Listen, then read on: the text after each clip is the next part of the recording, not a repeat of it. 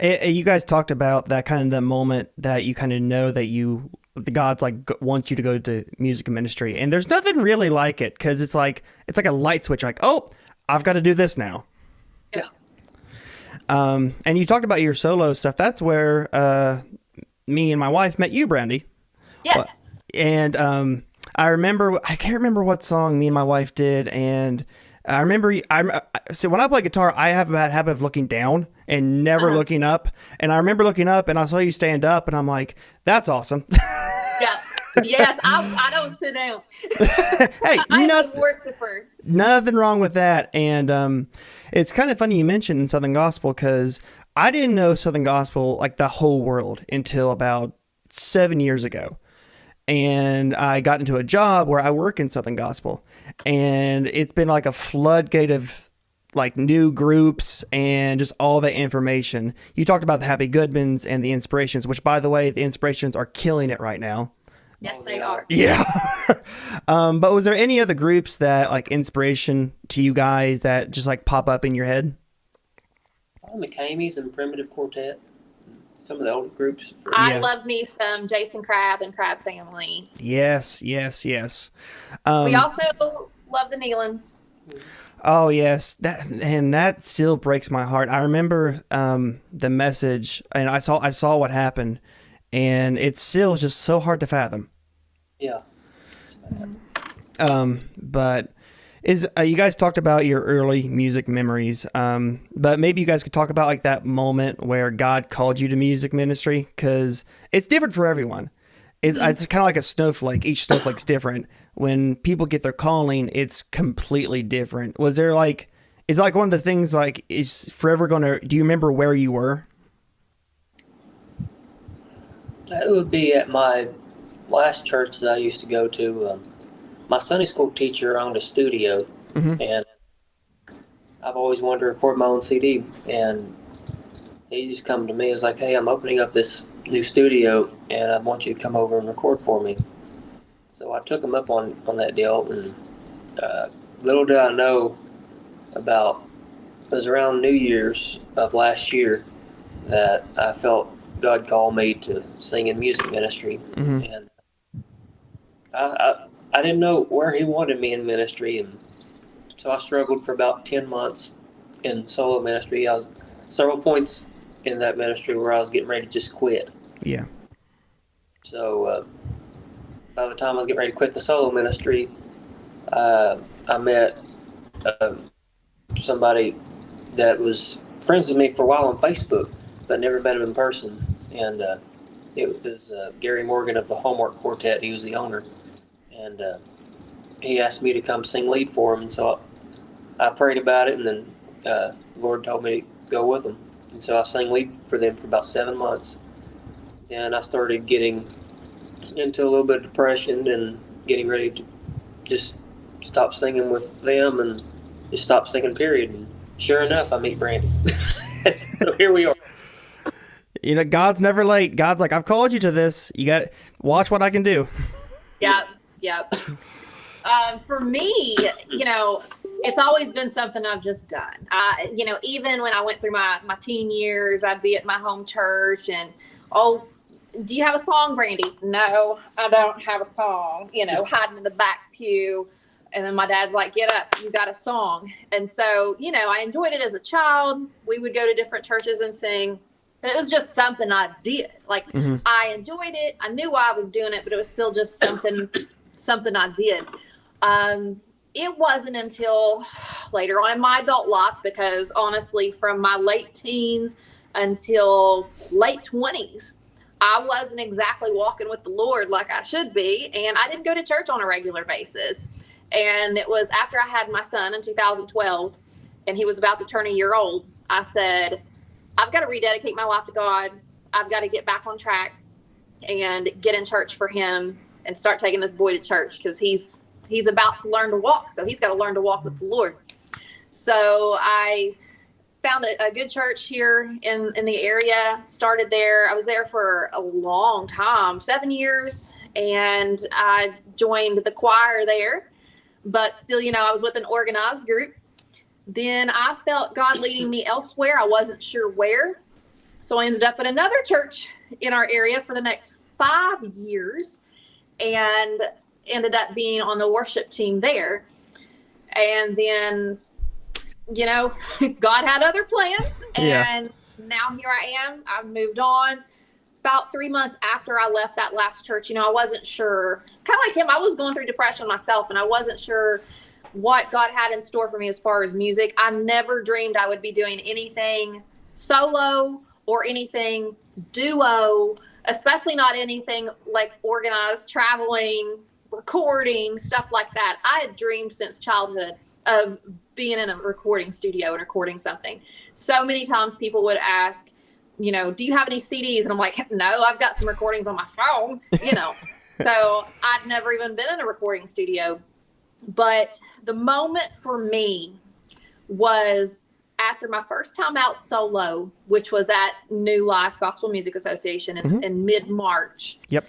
Before I even met him, I had just such an awesome night out there as a soloist. And I thought, maybe I can do this on my own. I've never really ever done music on my own. It was always me and my dad, or I was with the choir or worship team. I've always struggled with confidence. I still do. And so I just didn't think I could. And I was sitting at home one day, and I still have the prayer that I wrote. And the gist of it was, Lord, do what you want with me. I'm not asking to become big in music. I just want to be busy for you in music. Let your will be done. And within the month, I was suddenly offered an opportunity to go to Hilltop Records in Nashville to make my first CD ever. And then I met him.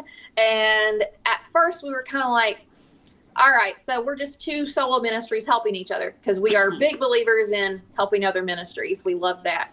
Yeah. And eventually it was, I think we have something. And then, hey, I think we need a name. Someone had asked for our name once. What are y'all going to call yourselves? I'm like, I don't know. I'm texting Steve and I'm saying, we need a name, like, by tomorrow. I told him in 24 hours. That was 5 days later, I got the name. It took a while. We can't. So for me, my moment was after I saw, hey, I stepped out on faith and was like, God, I don't know how this is going to turn out, but I'm going to see if I have the confidence and the nerve and the ability to do this. And I did. And then after that, I just said a prayer and was like, do what you want with me. So it was very soon, within weeks after that I saw you all at church. So I was very, very new on my own then. See, and I think it was your first appointment. I think New Life was it, wasn't it? And when she sang there, I was actually there. I didn't see him. I had no idea. My best friend, he actually got her book that night. Sing at my church. So then we end up here. And little did we both know that we both were in the same building a couple of weeks before that. Yeah. And then we're singing together. Yep. It's so funny. It's like the doors that God opens. It's like I didn't even know that door was there. Right. Yeah. Walk right past it. Well, I know you guys are currently writing songs, and I've a little birdie told me that maybe a new album is on the way. Yes. So I'd love to talk about that. That was real cornbread. So that's my yes. So I went through a writing kick back in January, February. My songs come from experiences, and boom, I wrote like 12 songs. So not all of them are ready to be put out there yet, but several were, 3 of them actually. 2, I ended up recording on my solo CD, my one and only CD, which was a solo CD. He's had 2 CDs solo before, and he can get into that in a bit. But I recorded these originals on this CD. It was my brother and I playing acoustic guitar, so it was very acoustic, and it turned out fine. But I knew that I wanted to re-record them with a full band, with his help, on our first duo CD, which is coming out sometime next month. Sometime next month. Oh wait, this month. This is October, isn't it? Yeah. I don't know. I don't even know what month it is. It feels like it's still September. I know, right? So, yes. We've just been saying fall of 24. There you go. But it should be out in the next few weeks. And It's going to be called Daybreak. Oh, And okay. the reason for that being is because little did we know before we even met each other, a year before, we were both on opposite sides of the county, both suffering from depression, both trying to muddle through music ministry of some sort. And we love a lot of the older songs. And so the song The Sun's Coming Up in the Morning, we started doing that a lot at our appointments. And that song just speaks to us as far as, there is hope whenever you're laying around in bed depressed for whatever reason. You're out here being a music minister and you put that smile on your face, but that's just a mask for all the pain that you're carrying inside. And I can honestly say now that, God has delivered me and has delivered him from that. These are real smiles now. So that song just meant so much to us. And it's obviously going to be on the album. And I thought, Daybreak. You want to tell them a little bit about Daybreak? Well, I didn't know what it meant until she mentioned the name of it, and we decided to put that as a name.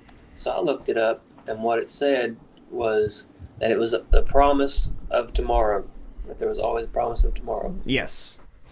That really struck something with me, and I never realized what it meant, and now I see that name, and I just think, where did we come from? Exactly. Yeah. Right.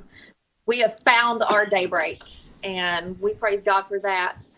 And he just continues opening doors, and, especially in ministry. I mean, any music career is going to be difficult, whether it's secular or whatever.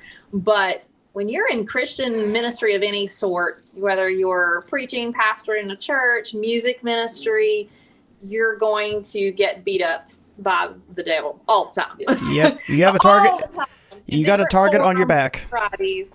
And we still have, the waves of the good and the bad, the mountaintops, the valleys, whatever. But we know that God has more plans for us. He has bigger plans. There is daybreak.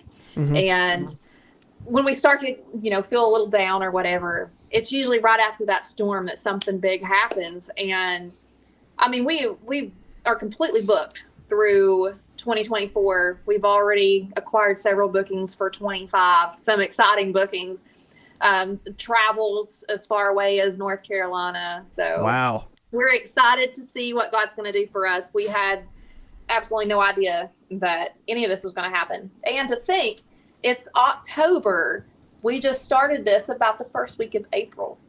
So.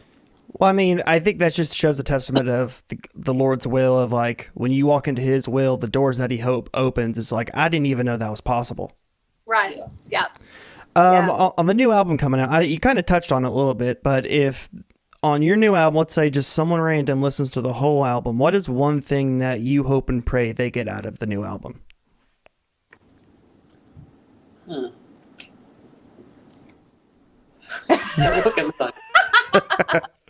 I bring the tough questions, people. While he's thinking about it, as he says, I always have something to say. Honestly, I mean, I hope they get peace from this, as much peace as we got when we were recording it, and can feel how genuine we are behind those voices, Yeah. This is our testimony, and we hope that other people can feel the same presence of the Lord that we did while making this album. And that's all we want. We want people to feel God through what we do, because it's not about us. We're his messengers. Yeah.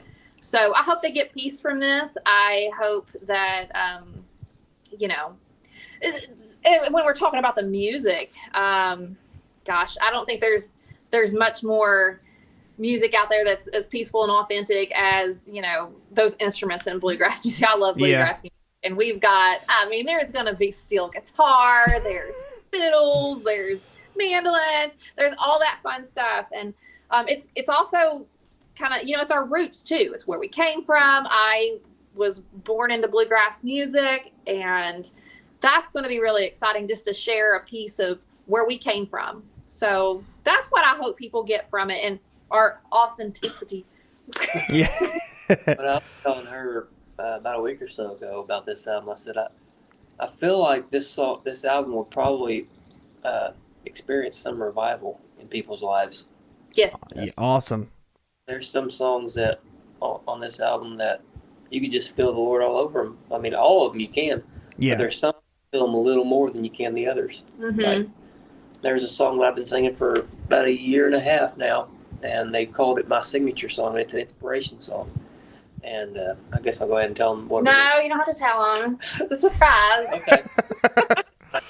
He never lets me call it. But anyway, I do this song, and it just talks about the Jesus dying on the cross for all of us, and I hear the people sing. I hear the inspiration sing this all the time, and I sing it all the time. And you can feel the presence of the Lord every time you hear that song. Just the words to that song, just even the name of it.